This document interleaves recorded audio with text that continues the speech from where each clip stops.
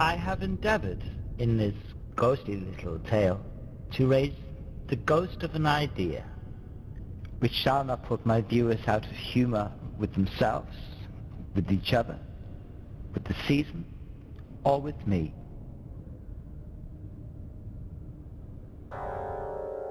May it haunt their houses pleasantly.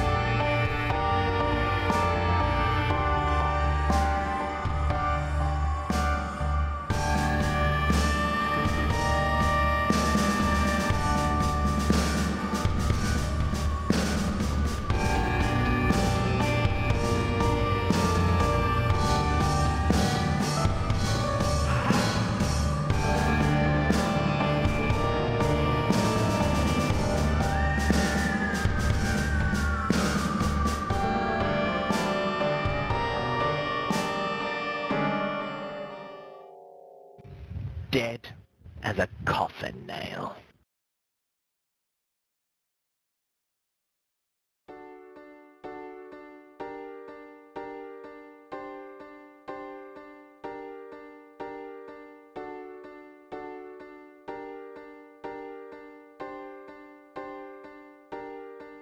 Oh, but he was a tight-fisted hand at the grindstone. Scrooge, a squeezing, wrenching, grasping, scraping, clutching, covetous old sinner. Hard and sharp as flint, secret and self-contained, and solitary as an oyster. Heat and cold had little influence on Scrooge. No warmth could warm, no wintry weather chill him. No wind that blew is more bitter than he. Nobody stops him in the street with gladsome looks. My dear Scrooge, how are you? Even the blind man's dogs appeared to know him and would pull their owners away. No eye at all than an evil eye, they appeared to say. But what did Scrooge care? It was the very thing he liked. Edge his way along the crowded paths of life, warning all human sympathy, keep your distance.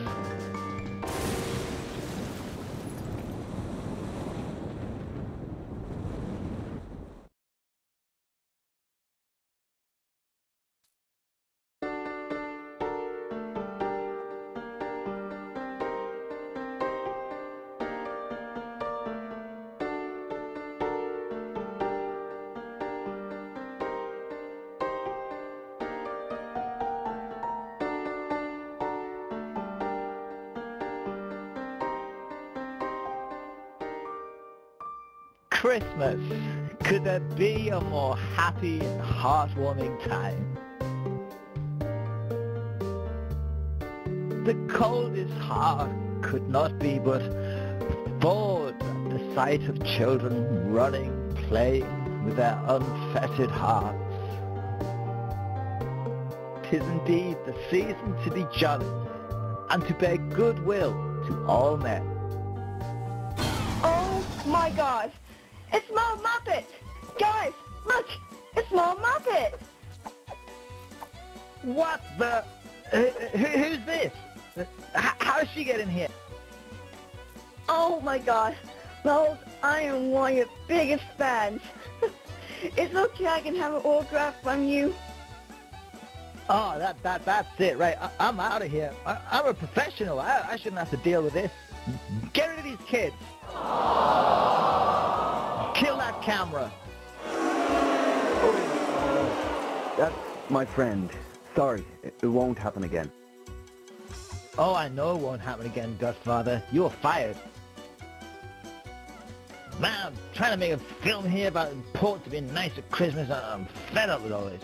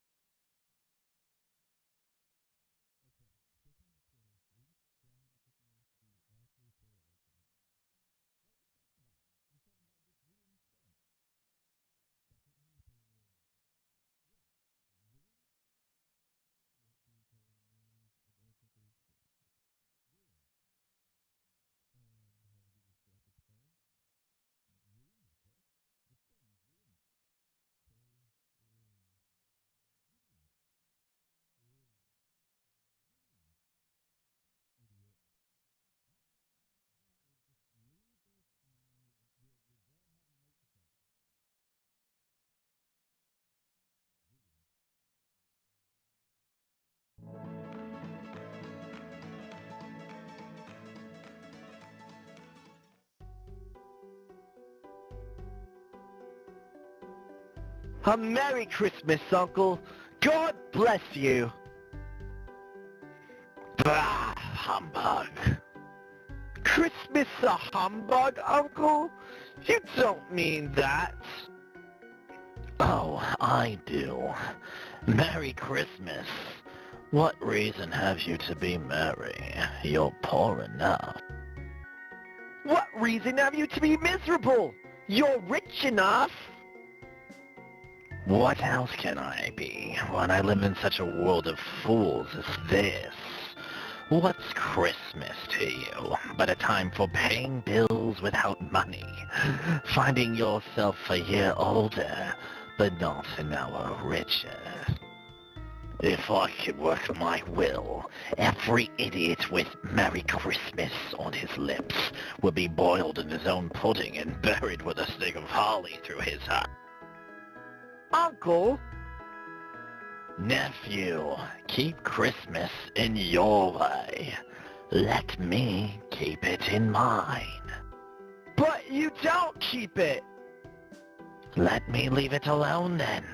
Much good it may do you. Much good has it ever done you. But Uncle, Christmas time is a good time. A kind, forgiving, charitable, pleasant time. The only time in the long calendar of the year when men and women open up their shut-up hearts freely and think of other people as fellow life travelers, not a separate race bound on other journeys. Therefore, Uncle, though it has never put a scrap of gold in my pocket, I believe it has done me good, will do me good, and I say, God bless it! Uncle, come dine with us tomorrow. Humbug. You and your wife? Why so ever did you get married? Why? Because I fell in love. Love? Humbug. The only thing more ridiculous than Merry Christmas. Good afternoon. Uncle, I'll keep my Christmas humor to the very last. Merry Christmas! Good afternoon. At the festive season, men of goodwill decide to make provision for the poor. Two such kindly souls were the next visitors to Scrooge and Marley's.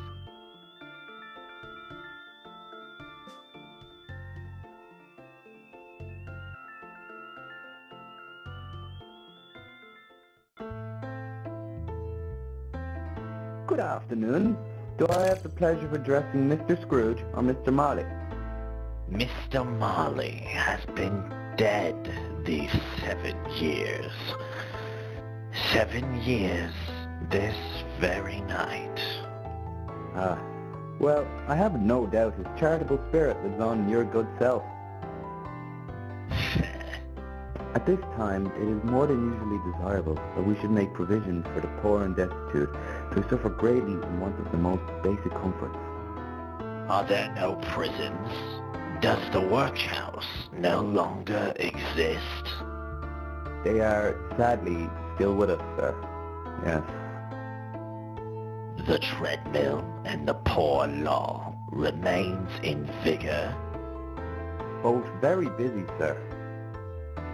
Oh, I was afraid they'd cease their wondrous course. Gentlemen, good afternoon. I prefer to be alone. I can little afford to make merry myself, and if it's afford to make idle people merry, let the idle partake of those establishments you assure me still thrive. Sir, many would rather die. If they would rather die, they'd better do it and decrease the surplus population. Good afternoon. But sir, I... Good afternoon.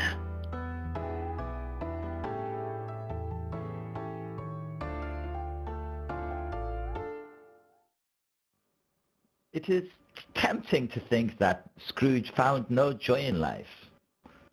But Scrooge enjoyed being mean. Scrooge enjoyed every opportunity to trample on another man's spirit.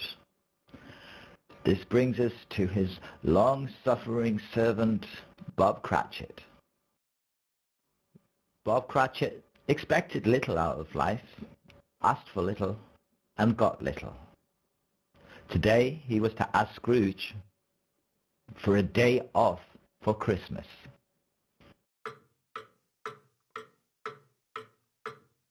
Christmas. Humbug.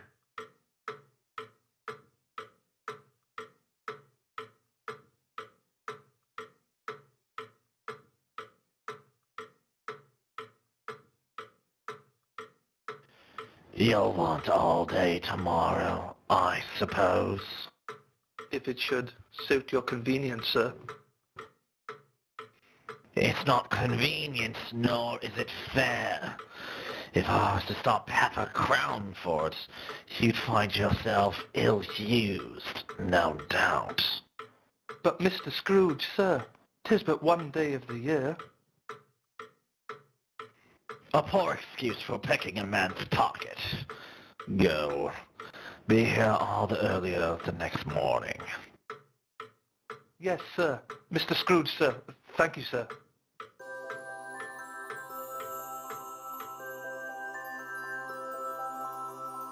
Oh, Scrooge, how cold and empty is your world. And yet, love and kindness is all around you, if only you'd open your eyes. Let us visit Bob Cratchit and Tiny Tim and see some such love and kindness. As was the case for many, life was not always easy for the Cratchit family. Tiny Tim's leg was lame and his health was always poor. Despite this, Tiny Tim's thoughts rarely dwelled on himself, and indeed, he thought often of others. I enjoyed the church service so much today, Father. The singing was wonderful. So did I, Tim. So joyful and harmonious. And Tim, I said you can call me Bob when we're alone. Just don't tell your mother. She'd buy me a treacle and send me to Scrooge as a pudding. Oh, Father, LOL. It's Bob. And whatever is LOL? It's a new word I made up. Like it? It'll never catch on, my lad. Bob, this may sound peculiar. Do tell me, Tim. Well, you know, sometimes people stare at me because I'm crippled. I do, Tim. I wish they didn't. but I fear some people don't know how to use the brains that God gave them. It does vex me so. No, Bob, don't be vexed. I was thinking, maybe at this time, when people may be sad, it may lift their spirits to know, well, at least they aren't crippled. And by lifting their hearts, maybe I'm doing something good in this world. Oh, Tim, you raise my spirits with every passing moment. I love you more than anything in God's creation. There is not one thing that I'd change. Not one blessed thing, and that's the truth.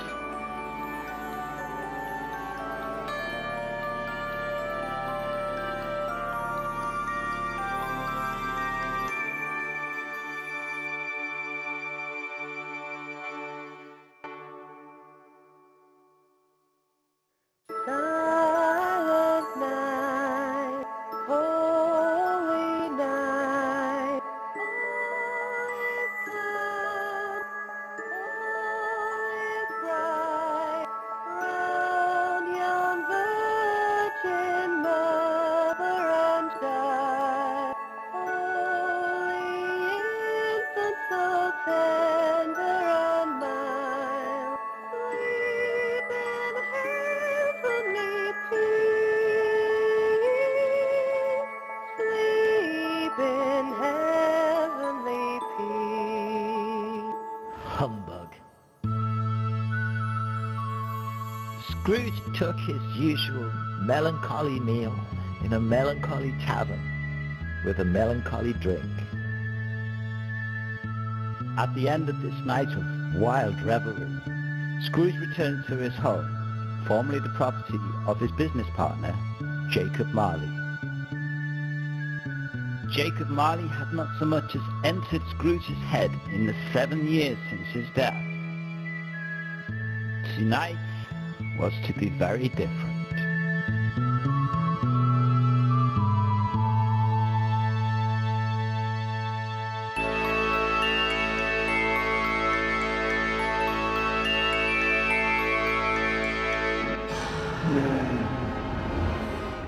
So very, very different.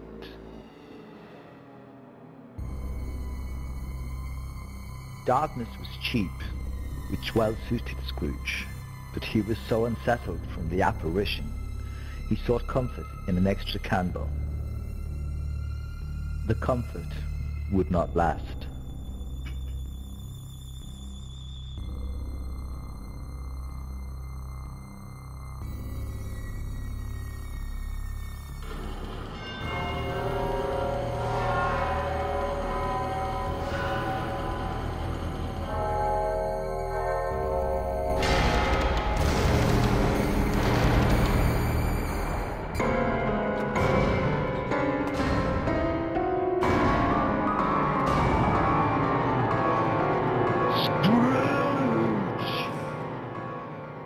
Who are you?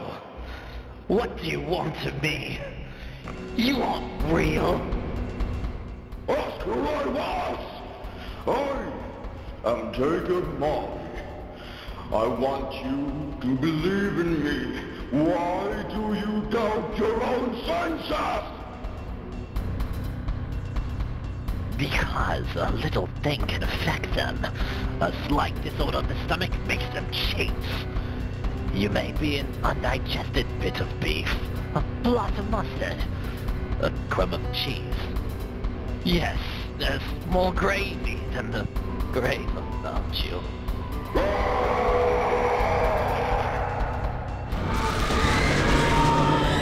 Mercy, why do you trouble me? Spirit, I do.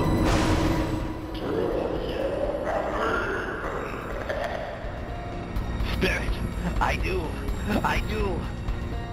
Spirit, why do you walk the earth? And why come to me? It is required of man that his spirit within lives among his fellow man, and if he not do so in life, he is content to do so in death. Woe is me! Spirit, why are you so chained?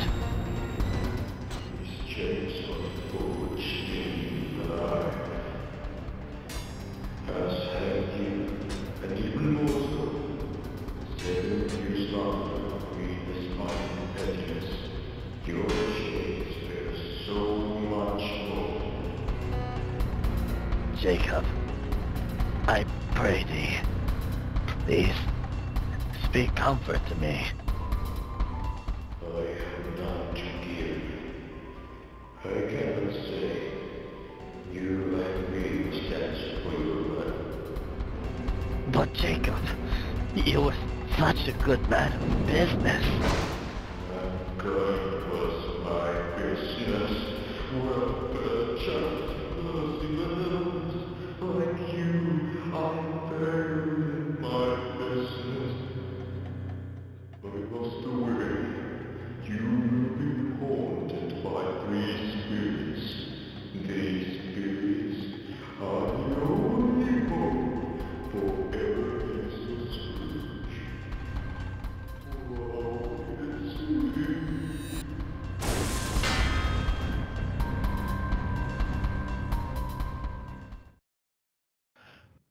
Whose house? Ron's house. Whose house? Ron's house. Whose house? Say what? Ron's house. Hey, Muppet, you got a minute? Well, if it's to pull your finger, no, I don't. I wanted to talk to you about that gravy line. What, there's more of gravy than the gravy barrier? Yeah, great line. Classic. Yeah, it's a great line. Classic. But maybe it, What? well, maybe not great. More like it sucks. What? Yeah, I think we should drop it. And while we're at it, why don't we find a script writer? Fire the scriptwriter. You do know that line was in the original, right? Oh, yeah. Original? So, I didn't write this. It's an all-time classic. It's up there with Shakespeare. It's by Charles Dickens. Yeah, I knew that. You can't beat that old Charlie Chaz Chuck. Good old Charles Dickens. Dickens. Oh, right. Dickens. Oh, and one more thing. Pull my finger? You're an idiot.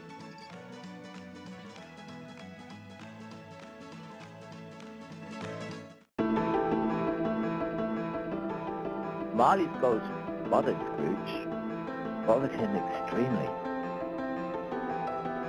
Scrooge paced his floor. Was it a dream? Was it a dream? No, Scrooge. It was no dream.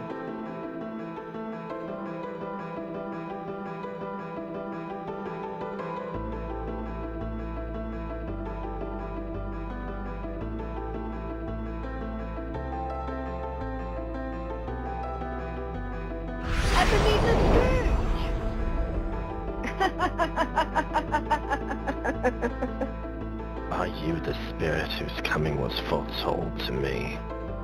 I am. Who and what are you? I am the ghost of Christmas past. Rise. Come with me. Huh?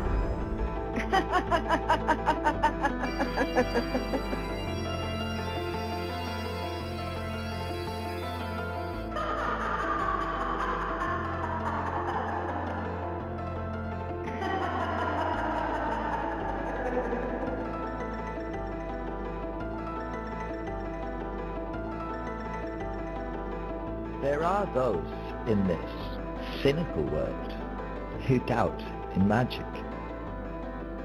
I invite you to leave the story for a moment. To go to your window or step outside and look at the night sky. Do you see a star brighter than the rest? A bright light traveling? This Christmas Eve, look out your window. Be ready. Be waiting. You may see the ghost of Christmas past.